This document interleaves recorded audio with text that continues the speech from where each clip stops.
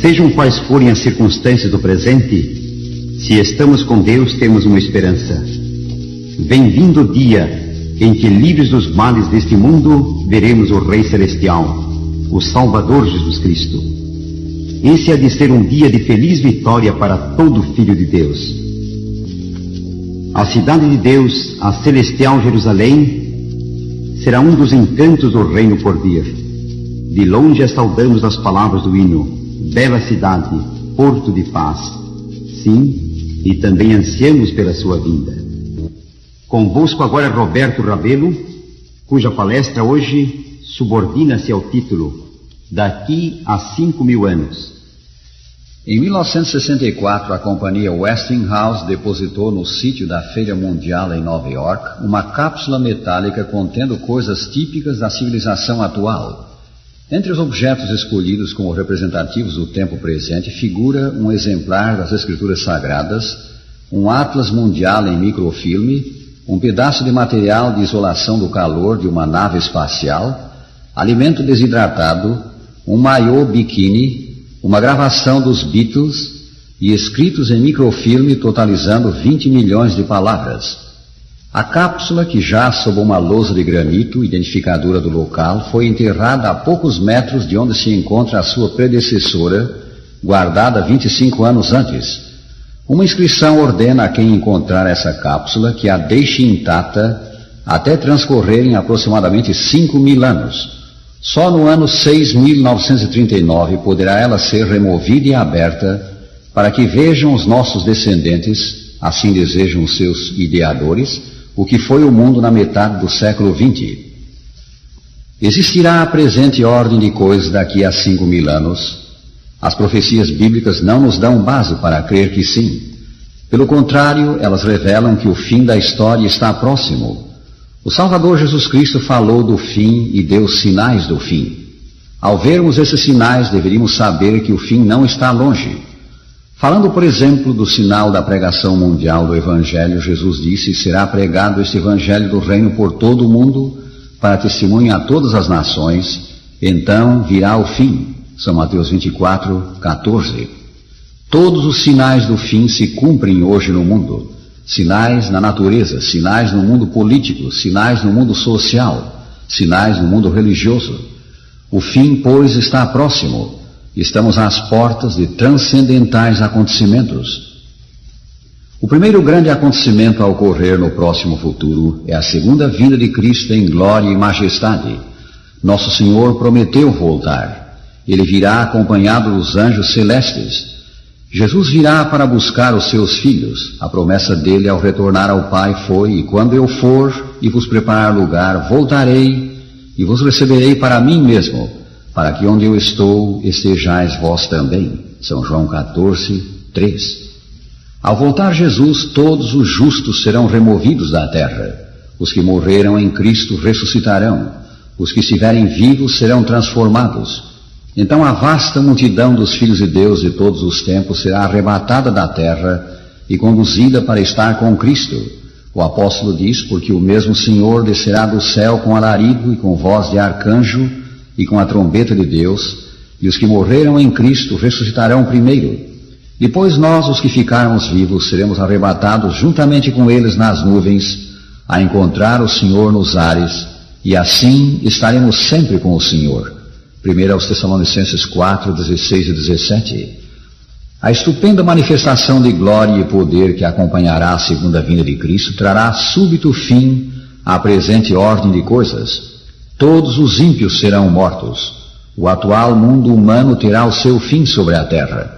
Declara São Paulo: então será de fato revelado o iníquo, a quem o Senhor Jesus matará com o sopro de sua boca e o destruirá pela manifestação de sua vinda. 2 aos Tessalonicenses 2, versículo 8. O segundo grande acontecimento do próximo futuro será a redução da terra a um estado de desolação. Esse estado virá por não haver homens vivos na terra. Todos os justos terão sido levados para o céu, e todos os ímpios jazerão mortos. Além disto, a luta final dos povos, o Armagedon, as violentas convulsões da natureza que ocorrerão sob a sétima praga, alterarão a fisionomia do nosso planeta. O profeta Jeremias diz: olhei para a terra e ei-la sem forma e vazia, para os céus e não tinham luz. Olhei para os montes e eis que tremiam, e todos os outeiros estremeciam. Olhei e eis que não havia homem nenhum, e todas as aves dos céus haviam fugido. Olhei ainda e eis que a terra fértil era um deserto, e todas as suas cidades estavam derribadas diante do Senhor. Jeremias 4, 23 a 26. Esse estado caótico da terra perdurará por 1000 anos. Durante esse tempo, Satanás estará preso no sentido de não ter ocupação, de não ter a quem tentar, pois todos os homens estarão fora do seu alcance. Profetizando isso, o apóstolo São João diz: então vi descer do céu um anjo, tinha na mão a chave do abismo e uma grande corrente. Ele segurou o dragão, a antiga serpente que é o diabo, Satanás, e o prendeu por 1000 anos. Lançou-o no abismo, fechou-o e pôs selo sobre ele, para que não mais enganasse as nações até se completarem os 1000 anos. Apocalipse 20, versículos 1 a 3. Durante 1000 anos, Satanás vagueará de um lugar para outro na terra desolada, para contemplar os resultados de sua rebelião contra a lei de Deus. Durante esse tempo, seus sofrimentos serão intensos. Desde a sua queda, a sua vida de incessante atividade baniu a reflexão. Agora, porém, está ele despojado de seu poder e entregue a si mesmo para contemplar a parte que desempenhou desde que, a princípio, se rebelou contra o governo do céu, e para aguardar com temor e tremor o futuro terrível em que deverá sofrer por todo o mal que praticou e ser punido pelos pecados que fez com que fossem cometidos. Durante os 1000 anos, ou milênio, os justos reinarão com Cristo no céu e terão parte no julgamento dos ímpios. Lemos: e viveram e reinaram com Cristo durante 1000 anos. Apocalipse 20, 4. O terceiro grande acontecimento será a erradicação do mal, o fim do drama do pecado. Passados os 1000 anos, Deus visitará de novo a terra. Os salvos com a Jerusalém celestial serão transferidos para aqui. O apóstolo diz: vi a cidade santa, a nova Jerusalém que descia do céu da parte de Deus. Então Deus chamará os ímpios à existência. Os restantes dos mortos, diz a Escritura, não reviveram até que se completassem os 1000 anos. Apocalipse 20, versículo 5. Esses outros mortos são os ímpios. Ao voltar Jesus para buscar seu povo, terá lugar a primeira ressurreição, na qual terão parte só os justos mortos. São João diz: bem-aventurado e santo é aquele que tem parte na primeira ressurreição. Apocalipse 20, versículo 6. A segunda ressurreição, que virá no fim do milênio, será a ressurreição dos ímpios. Ao ressuscitarem os ímpios, Satanás os moverá à ação contra os salvos. Lemos: quando, porém, se completarem os 1000 anos, Satanás será solto da sua prisão e sairá a seduzir as nações que há nos 4 cantos da terra, Gog e Magog, a fim de reuni-los para a peleja. O número destes é como a areia do mar. Marcharam então pela superfície da terra e sitiaram o acampamento dos santos e a cidade querida. Apocalipse 20, versículos 7 a 9.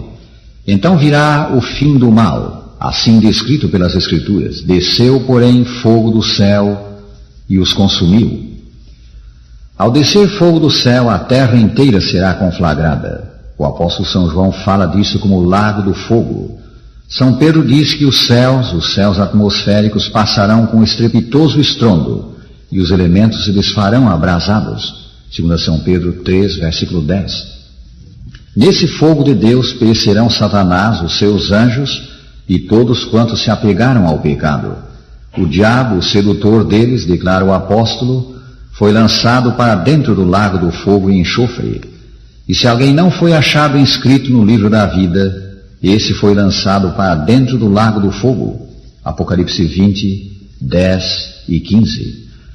Haverá sofrimento para o pecador, tanto maior quanto mais graves forem os seus pecados. Evidentemente, Satanás sofrerá mais que todos. Ele é o autor e o instigador do pecado.